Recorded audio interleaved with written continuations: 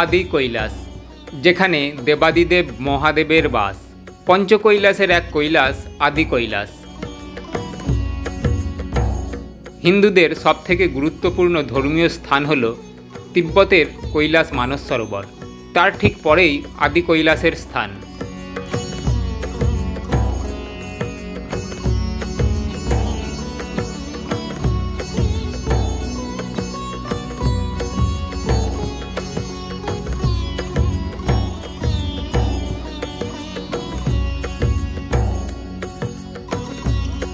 আদি কৈলাসের কাছেই রয়েছে কুটি, নবী, গুঞ্জি নামের হাজারো বছরের পুরনো গ্রাম।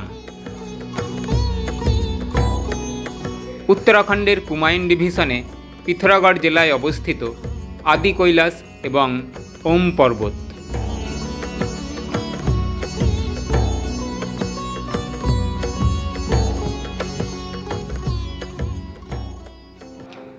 আদি কৈলাস দর্শন করতে হলে সবার আগে পৌঁছতে হবে ধারচুলা। ধারচুলাতে আদি কৈলাসের পারমিট করতে হয়। আমরা হাওড়া স্টেশন থেকে বাঘ এক্সপ্রেসে চেপে আমাদের যাত্রা শুরু করি। 2 রাত ট্রেনে কাটিয়ে তৃতীয় দিন সকাল 9:30টায় পৌঁছলাম কাঠগোদাম। কাঠগোদাম থেকে ধারচুলার দূরত্ব প্রায় 300 কিলোমিটার। আজকে ধারচুলা পৌঁছানো সম্ভব নয়, তাই পিথোরাগড় পর্যন্ত যাচ্ছি।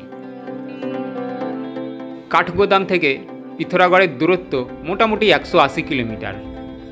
স্টেশন থেকে 7,000 টাকা দিয়ে একটি গাড়ি ভাড়া করি। পথে পড়ে ভীমতাল।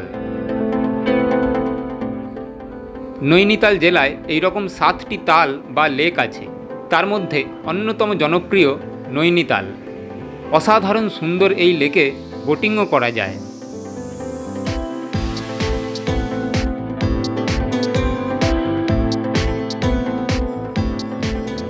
পাহাড়ি রাস্তায় বৃষ্টি, সঙ্গে পুরনো হিন্দি গান, এক অসাধারণ কম্বিনেশন।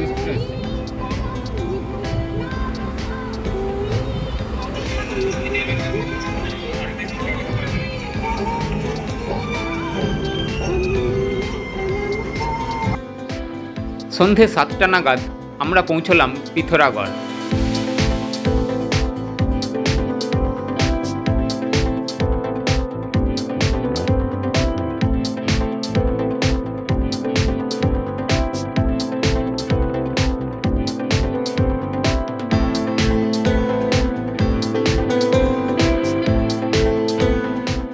বাজে সকাল 7টা, আর আমরা পিথোরাগড় থেকে চললাম ধারচুলার উদ্দেশ্যে।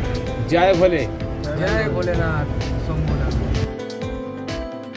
পরের দিন সকালে পিথোরাগড় থেকে শেয়ার গাড়ি করে সকাল 11টায় পৌঁছাই ধারচুলা। ধারচুলাতে পারমিশনের জন্য খরচ হলো 700 টাকা পার হেড। আগের দিন রাতে গাড়ি ঠিক করা ছিল। পরদিন সকাল 10টায় ধারচুলা থেকে আদি কৈলাসের উদ্দেশ্যে রওনা দিলাম। ধারচুলা টু ধারচুলা গাড়ি ভাড়া 29,000 টাকা। এই জায়গাটির নাম তাওয়াঘাট। তাওয়াঘাট আসতে সময় লাগলো ঘণ্টাখানেক। পঞ্চচুল্লি বেস ক্যাম্প যেতে গেলে বাঁ দিকের রাস্তা ধরতে হবে, আর আমরা চলে যাব ডান দিকের রাস্তাটি ধরে।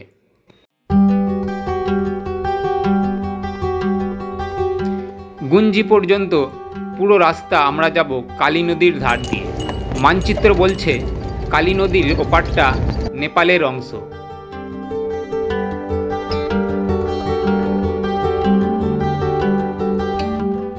পৌনে 1টা নাগাদ পৌঁছলাম মালপা। 1998 সালের 18ই আগস্ট ভয়ঙ্কর ল্যান্ডস্লাইডে মালপা গ্রাম পুরোপুরি ধ্বংস হয়ে গেছিল। 200 জনেরও ওপর মানুষ মারা গিয়েছিলেন। তার মধ্যে 60 জন কৈলাস মানস সরোবর তীর্থযাত্রী। বিখ্যাত নৃত্যশিল্পী প্রতিমা বেদীও ছিলেন ওই তীর্থযাত্রী দলে। তিনিও মারা যান ওই দুর্ঘটনায়।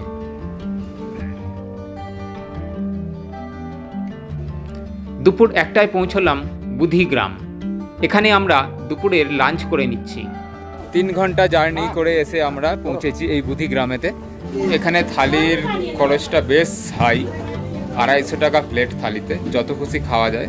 রুটি, ভাত, সবজি আর ম্যাগি 40 টাকায় পাওয়া যাচ্ছে।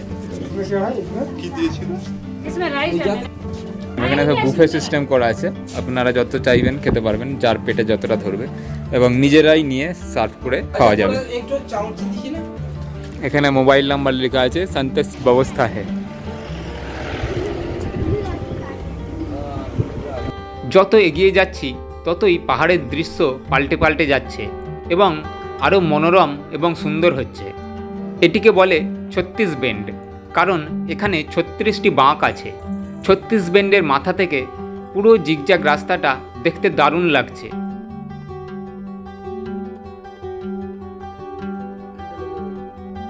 দূরে পাহাড়ের গায়ে ছোট ছোট নীল রঙের টেন্ট দেখা যাচ্ছে। ড্রাইভার দীপক ভাই জানালো ওখানে নাকি স্থানীয় মানুষ কিরাজড়ি সংগ্রহ করছে। এই কিরাজড়ি 5 থেকে 10 লক্ষ টাকা কিলো দরে বিক্রি হয়। চায়নাতে নাকি এই কিরাজড়ির খুব চাহিদা।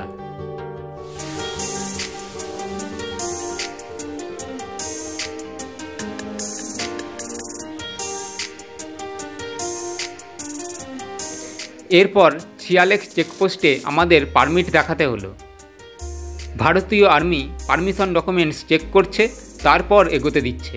চেকপোস্টগুলিতে ফটোগ্রাফি বা ভিডিওগ্রাফি সম্পূর্ণরূপে নিষিদ্ধ।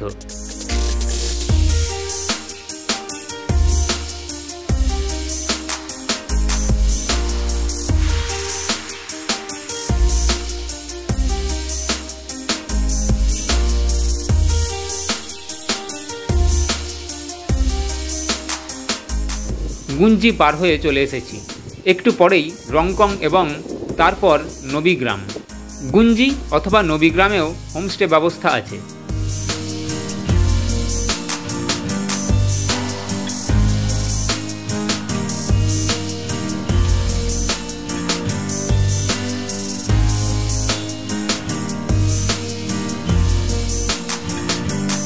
এখান থেকে আবিবি তো এখনো পর্যন্ত মোটামুটি 35 থেকে 40 মিনিট বাকি আছে কুটি ভিলেজে যাওয়ার জন্য। তো এটা নবী ভিলেজেরই অংশ। সামনে আমরা নবী ভিলেজ পেরিয়ে এসেছি জাস্ট। বিকেল 5টা নাগাদ পৌঁছলাম কুটি ভিলেজ। কুটি গ্রামের উচ্চতা সমুদ্রপৃষ্ঠ থেকে 12,300 ফিট। কুটি ভিলেজে নাইট স্টে করে আগামীকাল আমরা যাব বহু প্রতীক্ষিত আদি কৈলাস দর্শন করতে।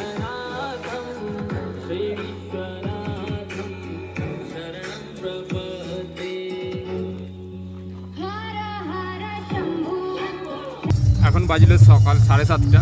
গতকাল আমরা কুটি ভিলেজে এসেছিলাম, নাইট স্টে করেছি, পুরো গ্রাম ঘুরেছি। এখনও পর্যন্ত আমাদের যে উদ্দেশ্যে আসা সেইটার আলটিমেট সময় এসেছে, আমরা সেইখানে পৌঁছাবো।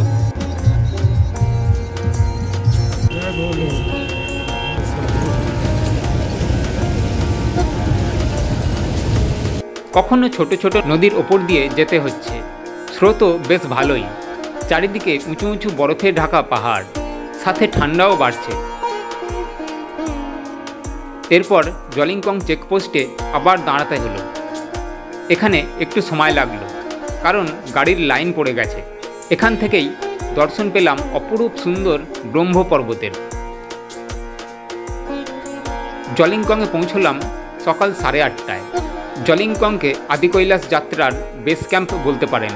জলিংকংয়েও থাকার ব্যবস্থা আছে, কেউ চাইলে এখানে নাইট স্টে করতেই পারেন। তো এই পৌঁছে এবার আমরা হাঁটা স্টার্ট করলাম মন্দিরের উদ্দেশ্যে, আদি কৈলাস মন্দির। এখানকার উচ্চতা 14,500 ফিট। এখান থেকে 1.5 থেকে 2 কিলোমিটার ট্রেক করে আদি কৈলাস মন্দিরে পৌঁছতে হয়। अनंत संसार समुद्र तार नौकायिताभ्याम गुरु भक्तिताभ्याम। আর এই আদি কৈলাস এবার একটু একটু করে পরিষ্কার হচ্ছে। অসাধারণ সুন্দর, ঠিক কৈলাসের মতনই দেখতে অনেকখানি। মেন কৈলাস মানে যেটা তিব্বতে।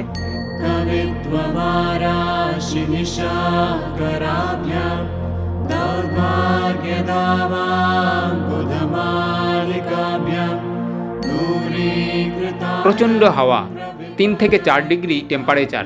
প্রায় 15,000 ফিট উচ্চতায় কারো অক্সিজেনের প্রবলেমও হতে পারে। এই হলো শিব পার্বতীর মন্দির।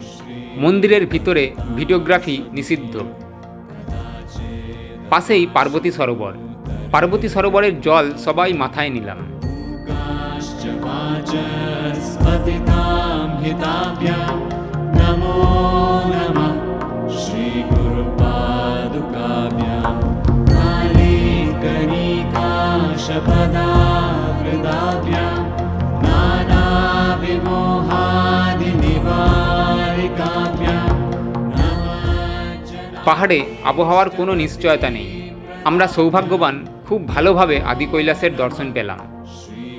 पादुकाभ्यां कृपालिमौलिरजरत्नकान्ति सरिद्विराजचषकन्यकाभ्यां नृपद्पदाभ्यां नतलोकपङ्क्तेः नमो অবশেষে আমাদের আদি কৈলাসজির দর্শন আমাদের হলো। বহু প্রতীক্ষিত আমাদের এই দর্শন, এবং আমাদের প্রত্যেকেরই স্বপ্ন সার্থক হয়েছে, কারণ এত সুন্দর ক্লিয়ার এরকম ওয়েদার খুব কমই পাওয়া যায়। এই কৈলাসকে ছোটা কৈলাস অথবা আদি কৈলাসও বলে। টোটাল 5টা কৈলাস আছে আমাদের সারা পৃথিবীতে, তার মধ্যে মেন কৈলাস মানস সরোবর হলো তিব্বত, চায়না। তারপরে আমাদের হলো এই ছোটা কৈলাস বা আদি কৈলাস, আর বাকি 3টে যে কৈলাস আছে সেইগুলো হলো হিমাচল প্রদেশে অবস্থান করছে। আমাদের বন্ধু অপূর্ব, হর হর মহাদেব, হর হর জয় শিব শম্ভু। আমাদের জীবন আজকে সার্থক হলো। আমরা পরিষ্কার আদি কৈলাসের দর্শন। এই যে এখানে সুদাম বসে আছে, তো এই জায়গাটাতেই মোদিজি কিছুদিন আগে এখানে এসে বসে ধ্যান করেছিলেন এবং এখান থেকেই পূজা করেছিলেন।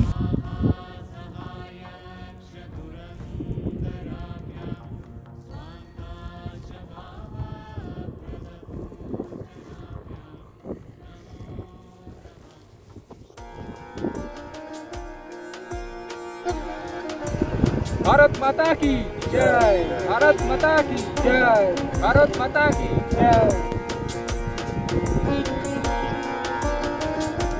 এই দূরে জলিংকং দেখা যাচ্ছে, সামনে আদি কৈলাস পাহাড়। কাছেই রয়েছে ভীমকি খেতি। প্রত্যেক বছর এখানে আপনা আপনি ধান গাছ জন্মায়, শীতকালে আবার বরফের নিচে চাপা পড়ে যায়।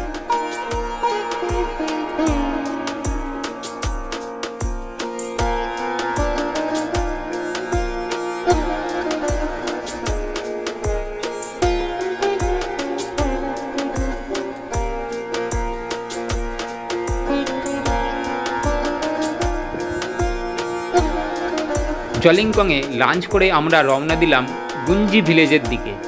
গুঞ্জিতে নাইট স্টে করে পরদিন সকালে রওনা দিলাম ওম পর্বতের উদ্দেশ্যে। নাভিঢাং থেকে ওম পর্বত দর্শন করা যায়। এই পথেই পড়ে কালী নদীর উৎপত্তিস্থল, সেখানে রয়েছে কালী মায়ের মন্দির। আমরা এখন কালাপানিতে রয়েছি, আর এই কালাপানিতেই কালী মাতার মন্দির আছে, যেখান থেকে কালী নদীর উৎপত্তিস্থল।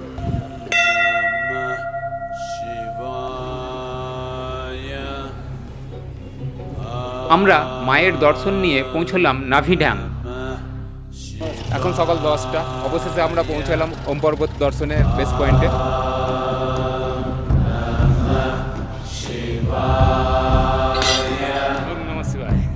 আমরা যখন পৌঁছেছি তখন ওম পর্বত মেঘে ঢেকেছিল। অপেক্ষা করতে লাগলাম।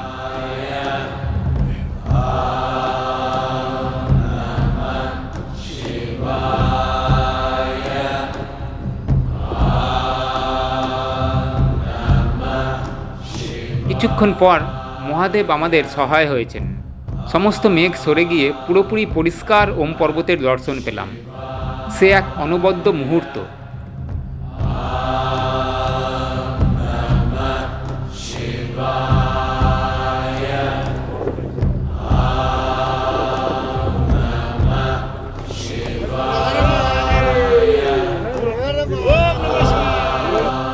নিচে ভারতীয় আর্মি ক্যাম্পের কাছে ক্রিকেট খেলছে।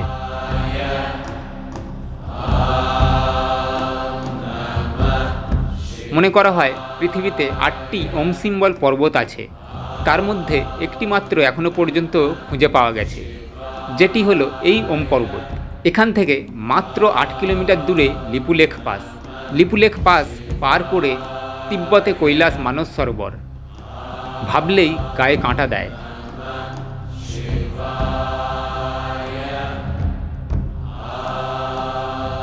ভিডিওটি দেখার জন্য আপনাকে ধন্যবাদ। হর হর মহাদেব।